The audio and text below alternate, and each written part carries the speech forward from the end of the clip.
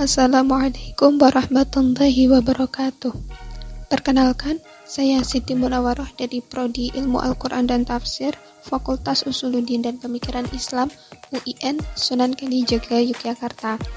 Dalam video ini, saya akan memaparkan tentang kodikologi dan tekstologi dalam studi filologi. Perlu diketahui bahwa untuk menikmati suatu karya dari penulis klasik, tentunya diperlukan seorang filolog.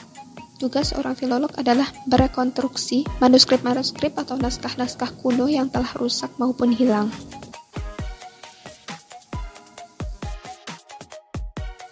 Objek yang dikaji dalam filologi ada dua, yaitu naskah dan teks. Naskah yang digunakan dalam filologi adalah naskah yang ditulis atau di dalamnya terdapat tulisan tangan, baik yang berbahan kertas maupun kulit kayu, yang perlu diperbaiki dan dianalisa kembali. Metode yang dapat digunakan oleh seorang filolog dalam meneliti naskah kuno juga ada dua, yaitu kodikologi dan tekstologi. Pertama, kodikologi. Kodikologi adalah ilmu yang mempelajari fisik naskah. Kodikologi ini membantu para filolog untuk menelaah bentuk fisik dari sebuah naskah, serta untuk menelaah gaya tulisan dalam naskah, tanda tangan, hingga segel yang terdapat dalam naskah. Berikut unsur-unsur kodikologi. Unsur-unsur kodikologi terdiri dari tempat penyimpanan naskah, alas atau bahan naskah, cap kertas yang berupa watermark dan countermark, umur dan daya tahan naskah, penulisan, serta iluminasi dan ilustrasi naskah. Tahapan dalam penelitian kodikologi. Yang pertama, penentuan naskah.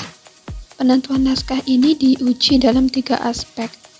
Apakah naskah memiliki potensi dan layak dikaji, metode dan pendekatan apa yang bisa digunakan, serta konteks apa yang akan diteliti. Yang kedua, inventarisir naskah. Inventarisir naskah ini dapat didapat melalui katalog naskah, buku-buku yang mengupas terkait naskah, artikel jurnal, penelitian naskah pribadi, maupun dari database naskah online. Yang ketiga, deskripsi naskah. Deskripsi naskah ini mendeskripsikan judul, tempat penyimpanan, nomor naskah, ukuran naskah, jumlah halaman, jumlah baris, huruf, bahasa, tinta yang digunakan, bahan naskah, watermark, kondisi naskah, kolofon, ilustrasi, jilid naskah, dan lain sebagainya. Hal tersebut berguna untuk mengidentifikasi jenis naskah, usia naskah, dan berguna untuk penyusunan katalog. Sedangkan umur sebuah naskah dapat digunakan untuk mengidentifikasi kondisi sosial saat naskah itu dibuat. Kemudian yang terakhir adalah perbandingan naskah. Perbandingan naskah ini dilakukan jika naskah terdapat lebih dari satu. Metode kedua adalah tekstologi. Tekstologi merupakan ilmu yang menelaah asal-usul teks hingga mengenai pemahaman teksnya. Selain itu, tekstologi juga mempelajari tentang asal-usul suatu naskah. Kajian tekstologi mengedepankan penyuntingan dalam sebuah penelitian teks. Penggambaran sejarah mengenai teks harus didahulukan, serta menganalisis bahan-bahan yang ada dalam teks juga harus diteliti.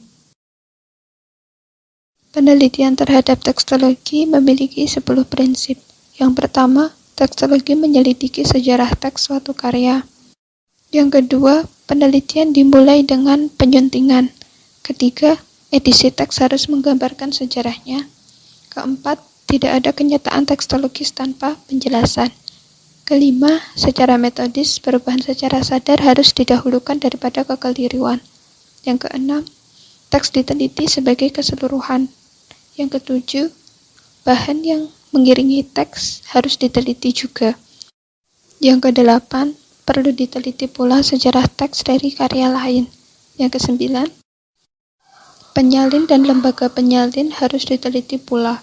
Yang kesepuluh, rekonstruksi teks tidak dapat menggantikan teks yang diturunkan. Tahapan yang dilakukan untuk meneliti teks. Pertama, melakukan inventarisasi.